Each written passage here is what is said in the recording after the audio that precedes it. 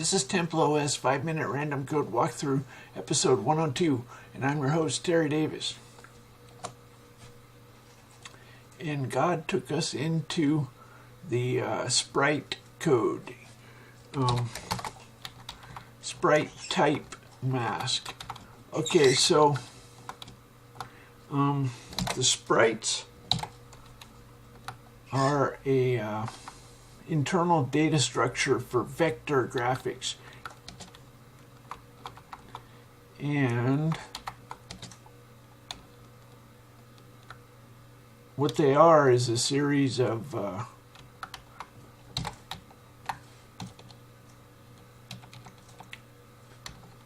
okay, so you can have a color, a dither color, a width. You can set up planar symmetry. These are in order. These are an ordered sequence of vectors. Do a line, a polyline, a rectangle, etc. Okay, so each one of these has a raw binary format. This is a point. No, this is a point. So it starts with one point and then it adds a second point.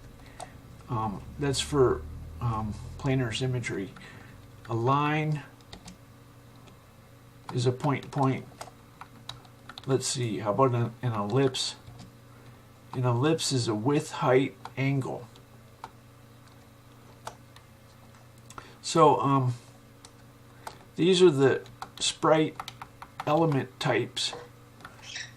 And if we go back to sprite type mask, what this does is it constructs a bit mask of all the element types that are present. So first of all, there's two ways you can point to an element. You can either point to a Q version with the Q links for a circular doubly linked list, next and last.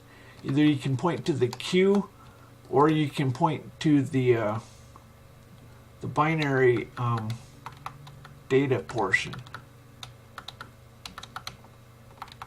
This is a bunch of raw binary. It's a byte code, I guess if you want to call it that. It's byte code.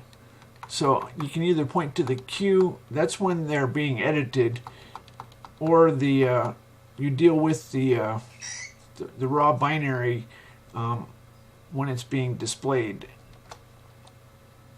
So it's a whole bunch of independent nodes when they're in a queue, and they're concatenated together as raw binary into byte code. So this subtracts off the Q links. So you pass it a raw binary, and it basically converts it so that it can the Q links. Anyway, so while it's not the end is a 0. This is basically checking for a corrupted value. It returns a sprite element. If it's corrupted, it returns corrupted. That's what that is. Otherwise, it bit test and set. The TempleOS bit instructions are the same as x86 assembly. Bit test in complement, bit test in reset, bit test in set.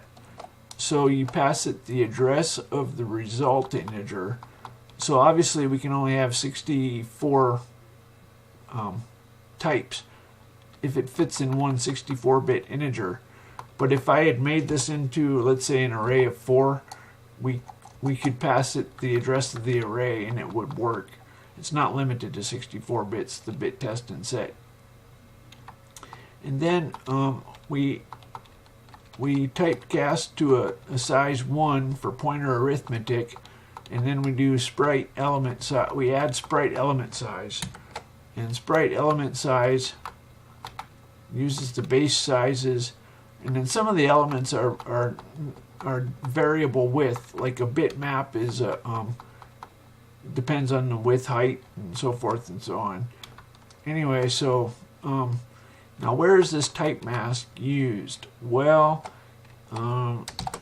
your best friend is to find sprite type. I didn't make that public, I guess. Oh, I think that makes sense. Anyway, it's used in the, it's not used in very many places. It's used in the, when it's updating a lDocs document, it checks the, it collects an ORed image of all the bits, and if it's flood fill or flood fill not color, then it treats it differently if it's flood fill. And the other thing it does, where is this? This is order 1. Oh, if we get an invalid type, then we substitute the empty sprite image. Okay, so flood fill causes it to not blink. I think so. Is that all it does? Okay, so if you do Control R and you do make sprite, we can draw lines.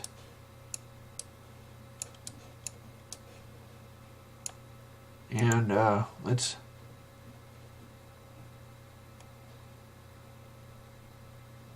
exit sprite. Now if we're on top, it blinks.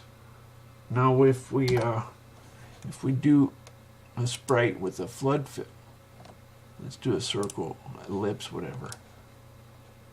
There's the angle. Let's do dither color.